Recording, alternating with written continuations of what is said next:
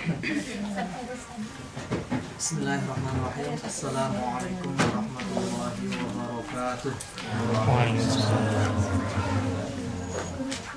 Ya, belum semangat nih. Belum nyambung nih. Assalamualaikum warahmatullahi wabarakatuh. Waalaikumsalam. Innallaha witrun yuhibbul witra. Allah itu ganjil, senang yang ganjil. Saya sekali lagi memenuhi sunnahnya ganjil. Assalamualaikum warahmatullahi wabarakatuh. Waalaikumsalam warahmatullahi wabarakatuh. Alhamdulillah, syukurillah. Wassalatu wassalamu ala rasulillah nabiyina wa habibina wa qudwatina jelek. wa maulana Cahaya dari luar itu. wa ala alihi wa ashabihi wa mawalah. Asyhadu an la ilaha illallah wahdahu la syarika lah wa asyhadu anna Muhammadan abduhu wa rasuluh alladzi la nabiyya ba'dahu. Pak, pakai ini aja Pak. Qala Allah Ta'ala fi kitabil karim wa asdaqul qailin a'udzu billahi minasyaitonir rajim bismillahirrahmanirrahim wasta'inu bis-sabri was-shalah wa innaha lakabiratun illa 'alal khashiyin. Hadirin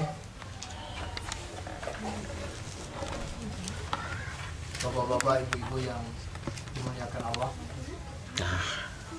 khusus kepada tuan rumah Pak Rizal dan Mbak ini yang telah menyediakan tempat untuk kita sama-sama mengkaji Bulughul Maram pada kesempatan kali ini.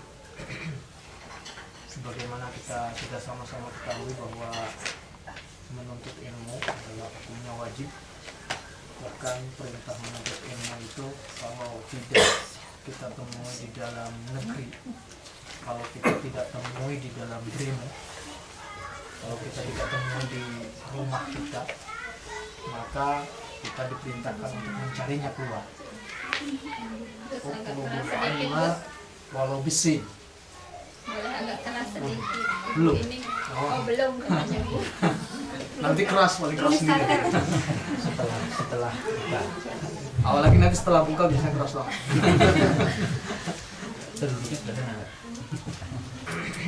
Utlubul ilma walau bisi. Carilah ilmu walaupun di negeri Cina. Artinya apa? Carilah ilmu kalau tidak ditemui di dalam negeri, tidak ditemui di dalam desa kita, tidak ditemui dalam komunitas kita atau di tempat tinggal kita, maka mencarilah keluar. Ya, seperti halnya ada yang kesini, dokter di sini, ada yang master di sini, ada yang dokter di sini. Salah satunya itu menuntut ilmu. Tetapi menuntut ilmu yang sifatnya agama itu hukumnya wajib. Imam Ibnu Taimiyah mengatakan bahwa al-ilmu fil ibadah alladhi yunzarafu fi amamiha fahuwa wajibatun. Jadi ilmu yang akan kita praktekkan dalam ibadah kita ke depan, dalam ibadah kita yang akan kita lakukan, maka itu jauh lebih wajib. Misalkan gitu, orang mau haji gitu, kita masih jauh haji. Ya, misalkan saya masih belum punya haji gitu, atau kapan gitu masih. Maka menuntut ilmunya tetap wajib. Jauh lebih wajib orang yang akan berangkat gitu. Yang akan berangkat haji jauh lebih wajib. Sekarang misalkan saya tadinya mau nikah, kan belajar ilmu apa namanya? Teorinya gitu. Sudah nikah. Enggak berkurang wajibnya, tetap belajar gitu. Nanti kan mendidik anak. Nah, yang belum nikah, yang masuk yoga gitu dan sebagainya, ini jadi dia wajib gitu loh. Kasih bukunya Pak. Kasih bukunya Prahara dalam Rumah Tangga. Gak nikah kan? Atau judulnya Tsunami Keluarga gitu. Nggak nikah kayaknya gitu. Ini jadi ilmu yang akan kita hadapi, kita sholat hadapi setiap hari, puasa sedang kita hadapi, ibadah-ibadah wudhu setiap hari, itu jauh lebih wajib untuk kita pelajari daripada ilmu lainnya. Makanya kelak nanti Allah Subhanahu wa taala akan menanyakan. Jadi an umriha bima fa'alat, an ilmiha bima fa'alat. Jadi dari ilmunya, dari 5 hal yang ditanyakan oleh Allah, dari ilmunya apa yang engkau lakukan dengan ilmu itu. Orang yang berilmu akan ditanyakan. Nah, orang yang berilmu jauh akan lebih ditanyakan. Jadi kan ada 5 perkara yang akan seseorang sebelum melangkah ke surga atau ke neraka ditanyakan akan 5 hal. Nah, yang pertama an umriha fima abla, dari umurnya di mana dia dihabiskan. Wa an syababihi fima afna, masa mudanya kemana dia habiskan. Wa an amalihi min ainak tasabahu wa bima anfaqa, dari hartanya. Harta itu 2 pertanyaannya, tadi 2. Pertama cara mendapatkannya, yang kedua kemana mengalirkannya, dan yang kelima wa an ilmihi bima alima bima amila, dari ilmunya apa yang kau akan lakukan. Orang yang berilmu akan ditanya, maka orang yang tidak berilmu, kalau Imam Maturidi mengatakan orang yang akan bertanya tidak berilmu akan ditanya 2. Kenapa engkau tidak berilmu, dan kenapa kamu tidak tahu tentang hal misalkan sholat tidak benar atau apa, wudu tidak benar. Orang yang berilmu saja akan ditanya berkenaan dengan keilmuannya, dan orang yang tidak berilmu dia akan ditanya kenapa dia tidak berilmu dan kenapa enggak menggunakan. Yang ini mengenai masalah awalan. Dan insya Allah pada kesempatan ini kita akan membahas pada bab berikutnya, babul hasfi. Yang benar itu babul hissi. Itu harokatnya di sini salah kalau yang di kita. Babul hissi, bab mengenai dorongan ya, alal khusyu'i, untuk berbuat khusyuk fi sholati, di dalam sholat. Bab dorongan seseorang untuk bisa khusyuk di dalam sholat ya. Jadi khusyuk itu sesuatu pekerjaan atau perkataan yang mudah diucapkan tetapi prakteknya susahnya minta ampun. Jadi kalau sholat itu Allahu Akbar gitu, khusyuk Allahu Akbar kan. Habis itu nanti pikirannya kemana-mana gitu. Kan habis main catur kalah gitu, aduh tadi langkahnya gini nggak suka step. Bola, apalagi habis nonton bola gitu, lagi nonton bola, sholat, wah udah, apalagi kalau udah bunyi gol, waduh siapa yang gol itu. Akan kepikiran gitu. Inilah khusyuk. Bahkan tidak ada yang bisa khusyuk di antara umat Nabi Muhammad. Rasulullah saja yang bisa khusyuk. Jadi pernah Rasulullah SAW ini pernah dibahas dalam kultum ya, kultum kita waktu ada pesantren kilat mengenai babul khusyuk. Khusyuk itu hadirnya hati atas pekerjaan yang kita lakukan, hadirnya hati mengingat Allah ya. Dan kemudian meskipun hilang kita hadirkan lagi. Makanya khusyuk itu apa sih? Wa innaha lakabiratun illa khusyu'an alladzina yadhunnuna annahum mulaqu rabbihim wa annahum ilaihi turja'un. Jadi orang yang mengira bahwa yadhunnuna, orang yang berkeyakinan annahum mulaqu rabbih, bahwa dia akan bertemu dengan Allah gitu. Wa annahum ilaihi raji'un. Kepada Allah akan. Jadi ingat kepada Allah namanya. Ya, seseorang hatinya hadir pada pekerjaannya, pada sholatnya. Kalau sholat. Ini tentang khusyuk. Sebelum saya lanjutkan, masih ingat nggak? Menurut Imam Al-Ghazali, khusyuk itu ada 4 cara. Al-khusyuk.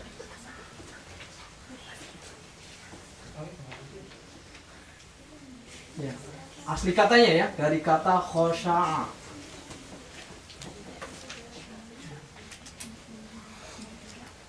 Orangnya namanya khosyi'un. Ada yang tahu artinya khosya'a? Sama yang itu. Hah? Ada yang tahu? Sama yang itu.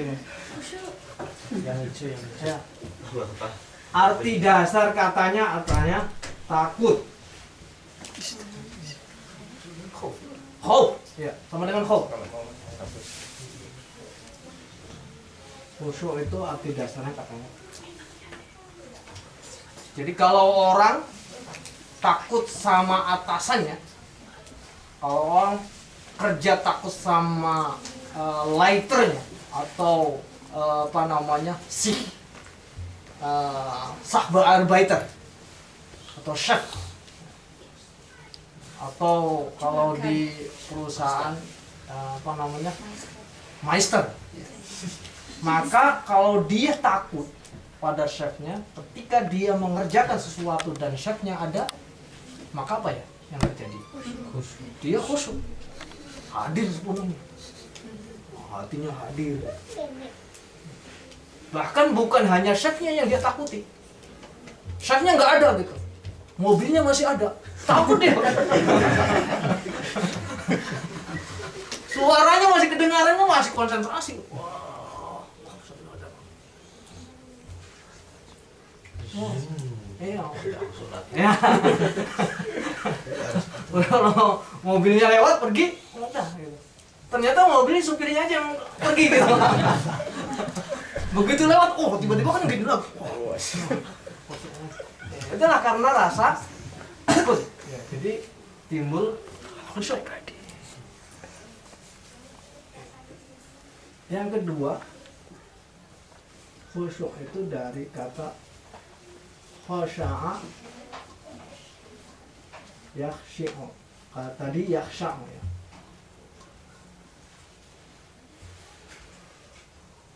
Khash'atan. Ya. Harapan. Orang penuh harapan. Harapan ketika seseorang, ada harapan ketika seseorang itu dalam keadaan apapun, ini secara umum, itu namanya doa. Kalau orang berdoa, kemudian dalam keadaan yang terjepit, atau keadaan lapang, atau keadaan apapun, itu namanya doa. Nah, khosya'atan itu harapan ketika dia dalam keadaan terjepit. Kalau orang dalam keadaan baik, kemudian berharap kepada Allah, berdoa, itu doa bahasa Arab. Dalam keadaan senang, doa. Dalam keadaan tidak senang, antara tengah-tengah, senang atau tidak, doa. Dalam keadaan apa namanya susah pun bisa juga dengan doa. Tapi ada kalimat khusus yang disebutkan oleh Allah berkenaan dengan khusyuk ketika orang lagi tidak punya apa-apa atau apa namanya berharap tinggi, maka itu khosy'ah. Seperti gini, orang ujian berharap banget apa namanya bisa lulus, udah drite versuch. Drite versuch itu kalau apa namanya yang kuliah di sini, wah dia antara hidup dan mati itu.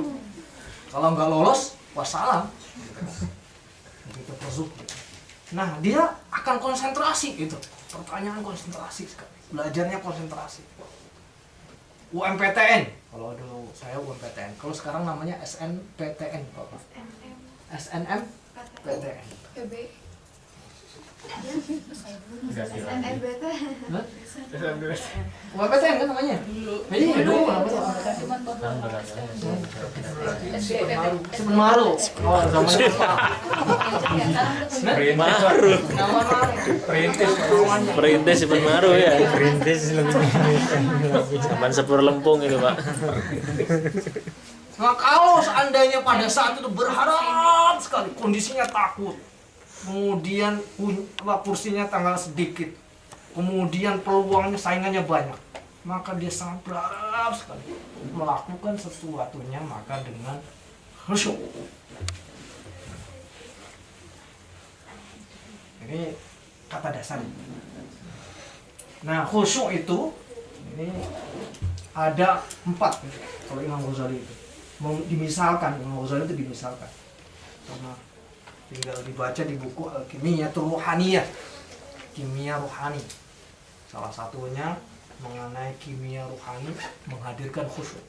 Imam Al-Ghazali itu memisalkan kalau khusyuk kalau akli tufah wat tamr. Orang seperti makan apel dan makan kurma.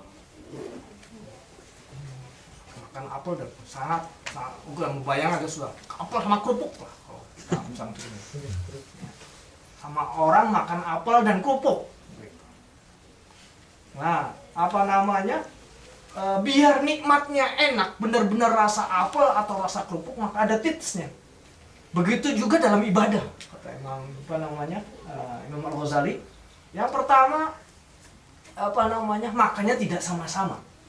Ya. Itu hanya la ya'kuluhu sawa'an bisawa'in. Tidak sama-sama, makanya tidak sama-sama. Artinya apa? Kalau makan apel, krek 1, makan kerupuk 1. Rasanya apa kira-kira? Nah, mix ya. Apel kok kruyuk-kruyuk gitu ya, gurih gitu. Kerupuk kok rasanya asam. Enggak ada rasanya.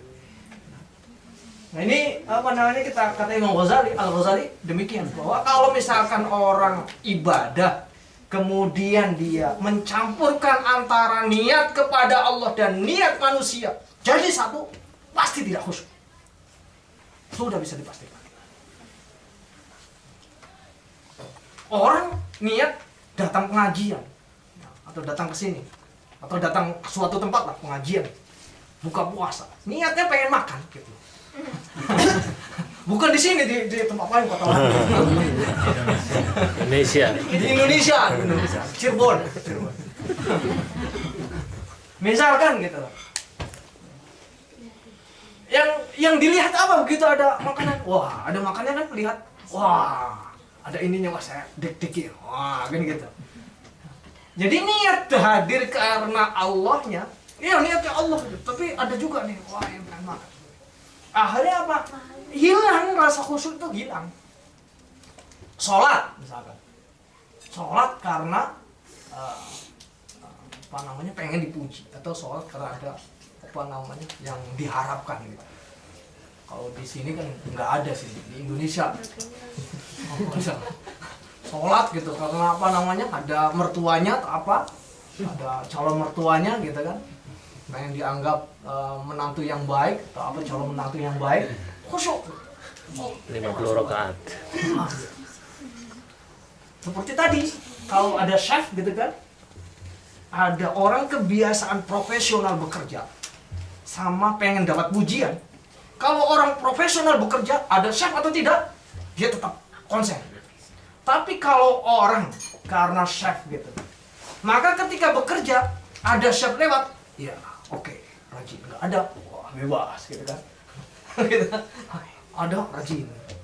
Makanya ada suaranya chef aja udah langsung ya gitu kan. Padahal suaranya doang gitu. Nah, inilah juga gitu. Kalau niatnya hadir kepada Allah itu dibandingi dengan niat yang lain, pasti nggak bisa khusyuk. Itu yang pertama. Yang kedua, makanya itu ya dulu makanya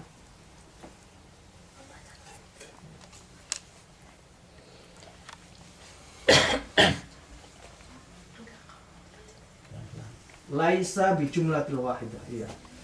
Tidak sekali. Pelan-pelan. Makanya itu pelan-pelan. Ini adanya. Sekali tidak sekali masuk, pelan-pelan. Kalau makannya buru-buru, makan apel gitu, enak banget. Durian enak banget, apa kerupuk. Apalagi puasa kan. Wah, gitu. Rendang gitu. Tapi makan kalau di pesantren tuh adain tampah itu Pak. Kalau makan barengan gitu kan, ikannya di depan. Makannya cepet-cepet. Ambil tengahnya gitu kan, rebutan di tengahnya itu. Saya waktu pernah gitu kan makan. Nah, karena gelap, saya ambil wah ikan, wah dapat gede gitu. Wah makan, gigit laos. Aduh, udah pede dapat gede gitu. Aduh, astagfirullahaladzim. Ya itu ya. Makanya kalau cepet-cepetan nggak akan enak rasanya. Yang paling enak itu kalau minum kopi sambil seruput sambil genisen gitu loh.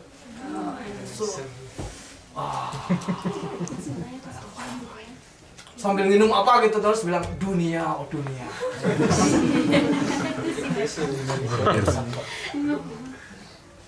Enak banget gitu. Itu kan kalau pelan-pelan enak. Makan kerupuk juga.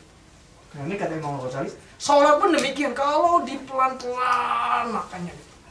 Sholatnya sambil pelan-pelan, sambil dibaca apa diingat apa yang dibaca, sambil dibayangkan apa yang dia lakukan. Lagi takbir, saya takbirin di hadapan memang enggak, Allah enggak kelihatan tapi Allah maha, Allah. Kemudian saya lagi menghadap, baca Fatihah, oh saya lagi baca Fatihah. Makanya dalam ilmu fikih membaca Fatihah itu harus kedengaran. Tidak boleh baca Fatihah Allahu Akbar nggak kedengaran sama sekali, nggak boleh, harus kedengaran. Kedengaran siapa? Kedengaran diri sendiri minimal. Makanya Allah harus kedengaran. Itu siriyah. Karena kalau sendirian kan dia hukumnya siriyah, artinya tidak keras. Kalau sholat asar bareng gitu, Iya. sebelah-sebelahnya kan bisa dengar juga nanti. Iya kan apa? Maksudnya untuk diri gitu. Iya, sendiri. Iya, apa? Yang nggak boleh keras tuh maksudnya keras imamnya. Kan gitu. Jahar. Jahar itu maksudnya dikeraskan sehingga orang lain seperti mendengar. Tahu kalau mendengar untuk diri sendiri, nggak jadi. Kemudian sebelahnya mendengar, nggak jadi masalah. Yang jelas bahwa dia ketika Bismillah dibayangkan, oh saya lagi baca Bismillah. Kalau nggak ngerti artinya, saya lagi baca Bismillah. Apalagi kalau ngerti artinya, oh, alhamdulillah, ar-Rahman, gitu. Makanya sholat itu ada namanya tumaknina. Habis Allahu Akbar, tahan dulu sebentar. Baru doa iftitah. Habis doa iftitah, tahan dulu sebentar.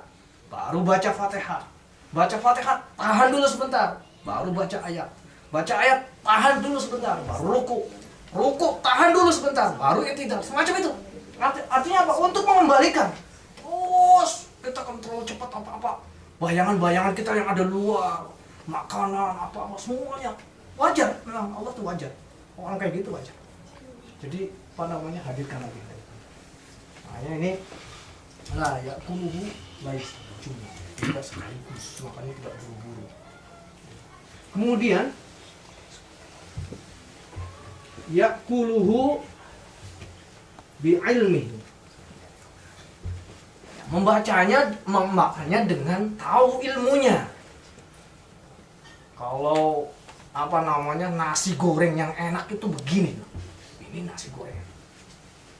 Atau apa namanya tahu ilmunya itu maksudnya makannya tahu ilmunya. Makan durian nggak tahu ilmunya, apa yang terjadi? Kalinya dia makan. Makan repot kan?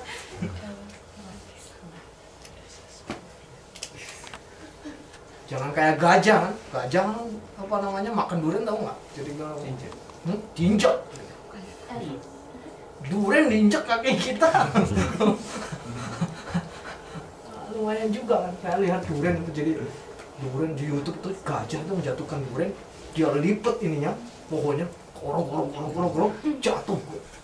Kena kulitnya nggak jadi apa-apa. Kita ngambil dulu. Tapi teknologi baru ya, cara apa namanya jatuhkan durian itu ada gini, kemudian diorok-orok. Ya persis kayak modelnya gajah gitu. Jatuh, begitu jatuh, di bawah dia di atasnya batu, diinjek. Jebret. Mau dimakan. tapi biji-bijinya juga makan gitu. Kalau kita niru caranya gajah, habis kita.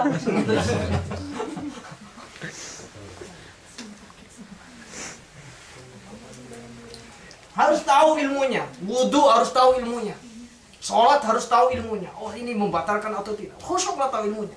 Oh habis ininya fardu apa, yang sunnah apa dan sebagainya. Maka kalau tahu ilmunya, ini jelas. Orang tahu kiblat saja, pasti ke sana. Yakin, nggak tahu kiblat, bimbang. Sini, Pak Is, ini ada dua. Kemudian dia sholat mau kemana Pak Is? Hadapnya ke sana. Ada orang sholatnya hadapnya ke sana. Artinya kan awalnya nggak tahu gitu. Begitu sudah tahu, oh yakin. Kemudian yang terakhir, ya'kuluhu ka'annahu akhirat. Ya. Dia memakan seolah-olah makanan itu adalah makanan terakhir. Makanan andalan, makanan terakhir kita. Sholat itu kita lakukan supaya khusyuk. Kita sholat. Ya Allah, jangan sholat ini adalah sholat terakhir kita. Ya Allah, saya tidak punya amalan lain ya. Ramadan yang lalu saya itu banyak sekali yang kurang ya Allah. Jangan-jangan ini Ramadan terakhir kita. Maka kita maksimalkan Ramadan ini. Jangan-jangan terawih nanti adalah terawih terakhir kita. Ya Allah, saya tidak punya amalan apa-apa. Amalan saya yang dulu itu tidak punya rasa khusyuk, tidak punya disertai ilmu, tidak disertai apa-apa. Jangan-jangan amalan ini nih adalah saya nih satu-satunya ya Allah. Moga-moga ini menjadi penolong gitu. Karena amalan yang sangat ikhlas itu meskipun satu dia bobotnya luar biasa. Jadi Allah itu nimbang nanti ya, timbangan itu. Jadi kalau seseorang nanti timbangan amal itu ya, dia lebih berat amal baiknya, ada amalan salahnya, maka amalan salahnya itu dihapus oleh Allah. Kalau amalan itu baiknya seimbang antara dengan buruknya seimbang, maka yang sejeleknya itu dihapus oleh Allah kalau seimbang. Yang kebanyakan itu adalah ya, kayak saya ini apa namanya, amalan baiknya sedikit, amalan buruknya wah kodenya minta ampun. Seuprit bandingan buruknya banyak sekali. Maka nanti Allah akan melihat di mana amalan-amalannya ikhlas. Di mana kadang ada kecintaan pada para ulama, disebut banyak hadisnya ya. Salah satu yang menolong sekali kecintaan kita pada para ulama itu juga menolong. Pada orang tua. Amalan kita saum yang ikhlas luar biasa juga nanti bisa menolong.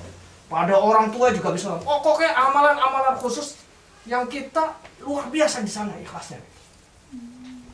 Makanya kita kalau bisa punya amalan andalan gitu.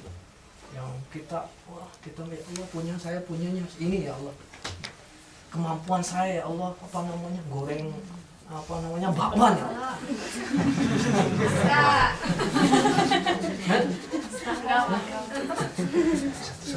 Bikin apa gitu. Ya Allah ya saya ikhlas gitu loh ini.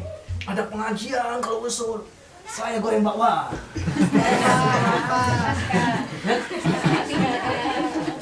Saya goreng bakwan. Apa acara saya kemana-mana bakwan. Sehingga dikatakan ibu bakwan gitu lah. Bakwan mati. Ikhlas, Pak. Tapi ikhlas gitu. Jadi amalan khusus di hadapan Allah. Soal Allah tuh maha adil banget. Coba. Ketika lebih banyak dimaafkan, ketika seimbang dimaafkan. Nah, maksudnya seimbang ketika lebih banyak dimaafkan itu asal kita nggak ada riba. Ketika apa namanya lebih banyak tentu. Nah ini semuanya rahmat Allah.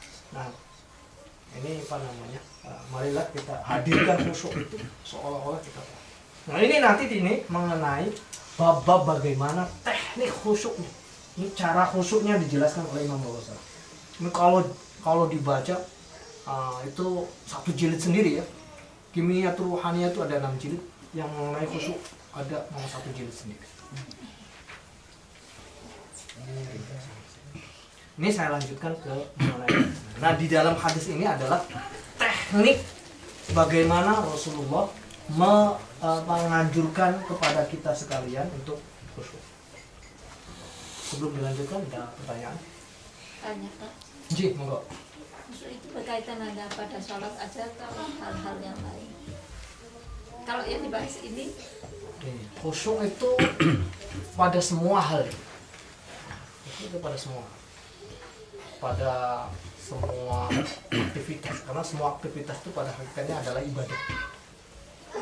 Jadi ibadah kan ada ibadah yang mahdhah, ada ghairu mahdhah. Yang mahdhah itu ibadah dengan Allah, dan ghairu mahdhah itu ibadah dengan sesama manusia. Gimana khusyuknya kalau sesama manusia? Wallahu a'lam tekniknya bagaimana yang dibahas oleh Imam Al-Ghazali adalah ketika kita mengadakan ibadah mahdhah dengan Allah Subhanahu wa taala. Ini pada hakikatnya bisa diterapkan pada semua dan ini dibutuhkan pada semua. Hanya memang khusus, sangat sulit. Pernah sewaktu-waktu sahabat Ali, saya sudah pernah cerita di di pengajian. Sewaktu-waktu Imam Ali karamallahu wajhah itu sholat Rasulullah mengadakan pertandingan. Wahai sahabatku, siapa yang berani bisa sholat khusyuk? Perlombaan. Coba kata Rasulullah, ya oke. Nah, kalau menang, siapa yang menang dikasih sorban hijau. Rasulullah bersenang warna hijau. Kemudian sholat, Abu Bakar sholat, kemudian sholat, kemudian coba semuanya gitu. Lagi sholat mikirin, mikir macam-macam. Yang lain coba, Mas Reza coba, kepikiran Sabila gimana? Alisa apa Sabila manggilnya? tergantung yang tanya. Kalau sore Sabila. Kalau soalnya lain. Pagi Alisa, malam Sabila.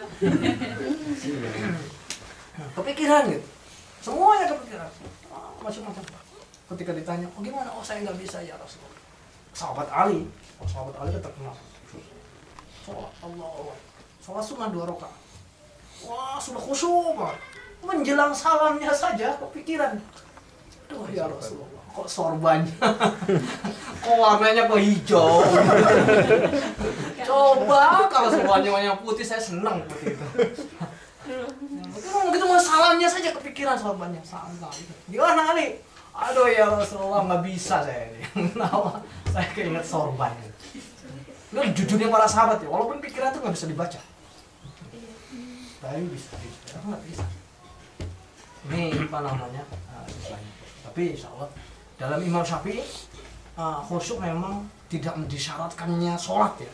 Kalau seorang disyaratkan sholat itu wajib khusyuk, nggak ada yang salah. Batal semua sholatnya. Apalagi kalau sholat ambil masak gitu kan. Gitu kan. Kompor gimana gitu kan. Atau misalkan habis berantem gitu. Kepikiran gitu. Manusia itu pasti. Ini Tapi ayat tentang khusyuk itu kan memang kelanjutan dari sholat kan. Iya. Jadi kayaknya khusyuk yang di Quran itu lebih mengarah ke sholat gitu. Doa dan sholat gitu. Iya, memang. Istilahnya sobri dan sholat. Sobri senang sabar dan sholat. Wa inna nakibatuna. Dengan sabar dan sholat. Mintalah tolong dengan sabar dan sholat. Dan itu susah bagi orang, kecuali bagi orang-orang yang khusyuk. Ya, orang yang khusyuk, orang yang meyakini bahwa semuanya dari Allah, sabar itu gampang gitu. Ya.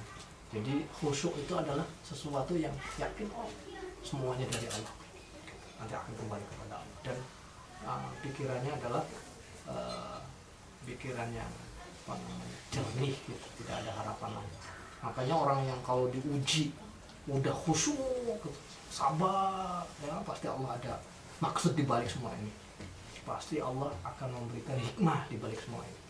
ya udah susah saya tuh mengganggunya macam itu. Sabar semacam itu. Insyaallah itu ya.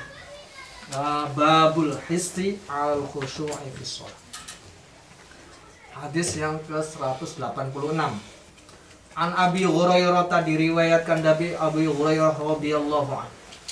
Qala berkata Abu Hurairah, naha mencegah Rasulullah sallallahu alaihi wasallam ayu sholliya nyentak sholat. Nyentak apa artinya?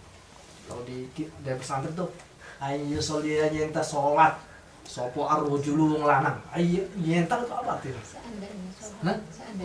Seandainya ya. Jika ayu sholliya ya, seorang laki-laki sholat arrojulu laki-laki muhtasiron meteng-teng. Sholat meteng-teng. Meteng-teng apa namanya? Malangkrik.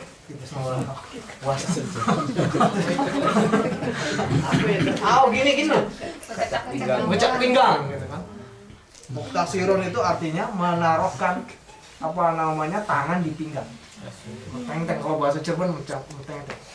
Kalau bahasa santai saya orang bedongan malangkrik. Gitu. Jadi sholat tuh nggak boleh malangkrik.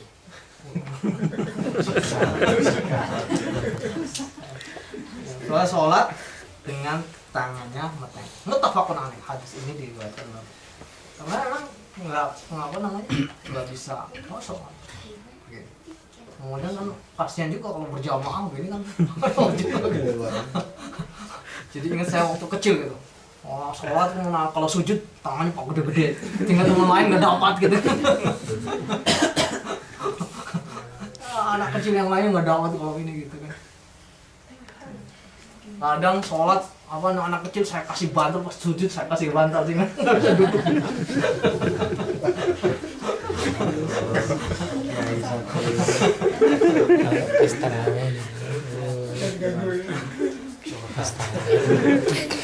Jadi itu sholat metengnya gini nggak boleh. Angkrik. Wa maknahu adapun makna muhtasiran.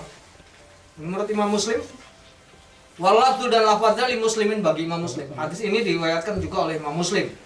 Wa maknahu adapun artinya muhtasiron ayaja'ala seseorang menjadikan yadahu tangannya ala hasiratihi di pinggangnya semacam itu. Jadi sholat tidak boleh. Ini apa namanya sholat yang demikian. Karena sahabat itu sholat dulu macam-macam. Gayanya macam-macam gitu kemudian dan Nabi Muhammad awalnya enggak melarang gitu. Jalan baru setelah itu diperbaiki. Walil Bukhari dan di hadis Bukhari an Aisyah dari Siti Aisyah anna dzalika sesungguhnya bahwa sholat dengan cara ibadah dengan cara berkacak pinggang fi'lul Yahudi. Cara ibadahnya orang Yahudi fi sholatihim di dalam sholat. Di dalam sholat. Di dalam sholatnya bahwa dari hadis Imam Bukhari orang Yahudi kalau sholat itu berkacak pinggang. Nggak tahu bagaimana, saya nggak pernah lihat. Ada yang pernah lihat? Di Hanover tuh ada sinagognya tapi saya mau kasih ini CCTV. Kan kalau gereja udah tahu, sinagog mau tahu dalamnya seperti apa CCTV-nya banyaknya. Itu ya yang pertama. Ke 187 wa'an Anasin dan diriwayatkan dari sahabat Anas radhiyallahu an. Anna Rasulullah sesungguhnya Rasulullah sallallahu alaihi wasallam idza quddimal 'asya fabda'u bihi qabla an tusallul maghrib. Muttafaqun alaih. Idza quddima jika dihidangkan al-'asya'u makan malam. Ada bahasanya al-'isya wal 'asya.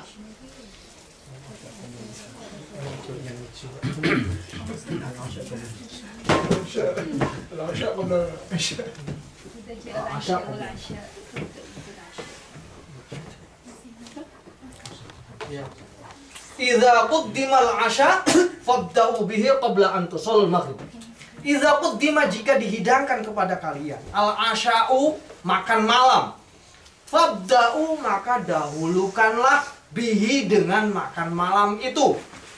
Qabla an tusallu, sebelum kamu semua sholat al-maghriba, sholat maghrib. Muttafaqun alaih.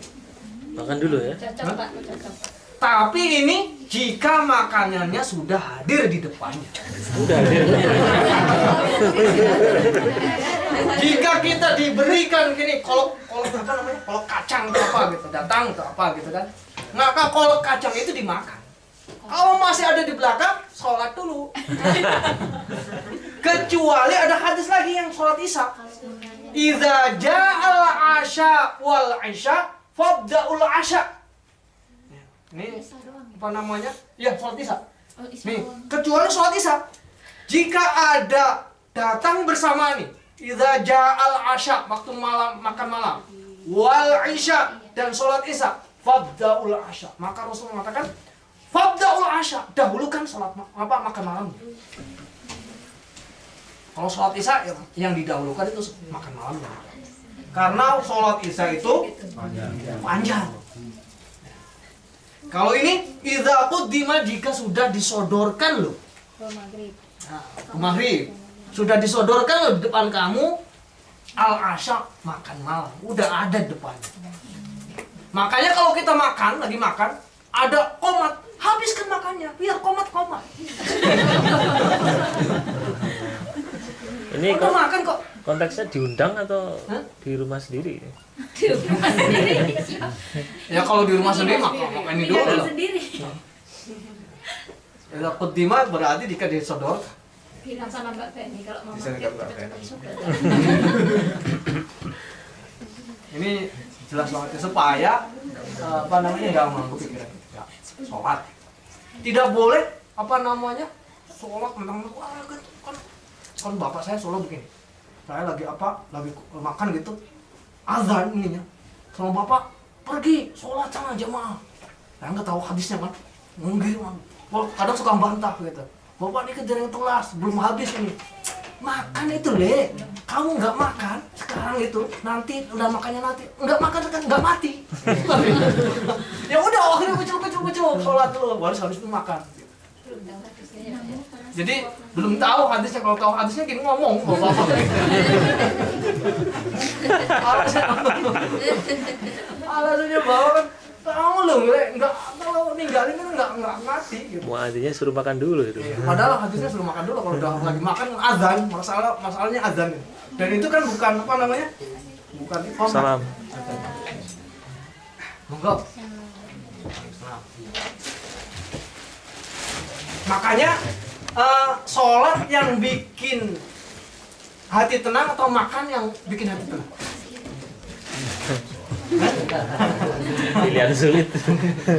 Katanya makan dulu sholat, makan dulu biar sholatnya tenang, atau sholat dulu biar makannya tenang. Makan dulu. Hah? Makan dulu biar sholatnya tenang. Sekarang makan apa sholat yang bikin hati tenang? Ya sholat kan? Ala bidzikrillah itu sholat yang bikin hati tenang. Makannya nggak makan. Cuman gitu, kalau sudah disodorkan tadi, kalau sudah di hadapan, tidak boleh kalau masih belum. Apa namanya? Mengenai hadis. Oke, insyaallah. Ada pertanyaan? Boleh dilanjutkan. Makanya kalau sholat maghrib ya, kita batalkan dulu baru sholat. Puasa-puasa. Ya, batalkan dulu, kemudian sholat baru makan bersama. Kan apa namanya? Waktu pendek ya, apalagi maghrib pendek. Dan memang maghrib itu pendek banget. Kalau menurut mazhabnya Imam Maliki, waktu sholat maghrib itu, waktu maghrib itu adalah 2 rakaat qobliyah, 3 rakaat sholat isya, 2 rakaat ba'diyah. 3 rakaat ba'diyah. Jadi 2 kalau ada qobliyah, ditambah 3 sholat maghrib, ditambah 2 sholat ba'diyah. Ini aja. kalau ini 5 menit, 10 menit, 5 menit. Hanya 20 menit. Waktu maghrib itu segitu. Habis itu masuk waktu isya. Waktu isya kalau Imam Ahmad gitu. Imam Malik gitu. Jadi bentar banget gitu. Makanya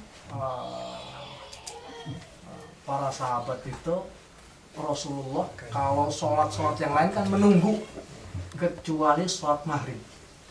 Jadi begitu ini azan, Rasulullah tuh langsung datang. Kalau sholat isya atau sholat subuh, Rasulullah biasanya di dalam dan para sahabat nunggu.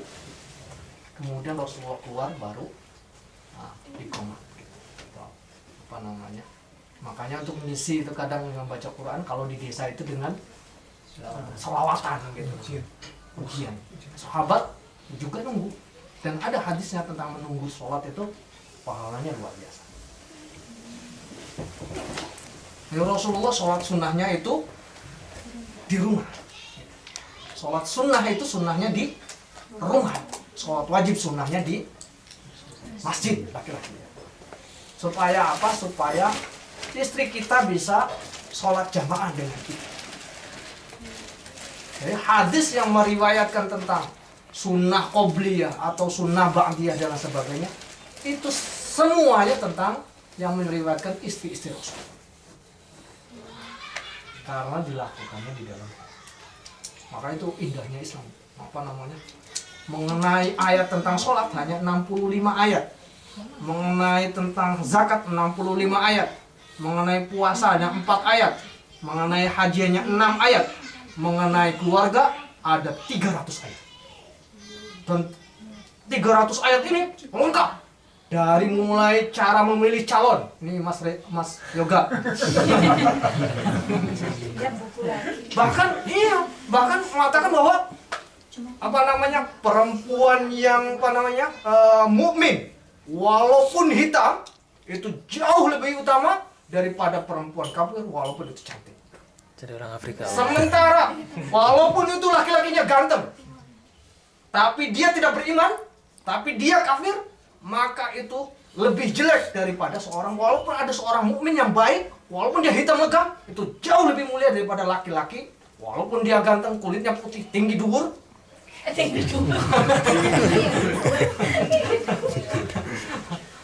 Tapi dia tidak beriman. Itu mengenai ayat itu ada jelas sekali. Kemudian mengenai khitbahnya juga ada jelas. Namanya ta'aruf ada di dalam Al-Quran. Kemudian mengenai nikahnya, prosesnya, walinya ada di dalam Al-Quran. Kemudian mengenai kalau ada masalah mengangkat salah satu orang untuk mendamaikan juga ada di dalam Al-Quran. Mengenai menafkahi juga ada di dalam Al-Quran. Bahkan yang tugasnya wajibnya menafkahi. Jadi laki-laki itu bukan hanya menafkahi ya. Jadi berilah pakaian apa yang kamu pakai, maka kasih makanlah apa yang kamu makan.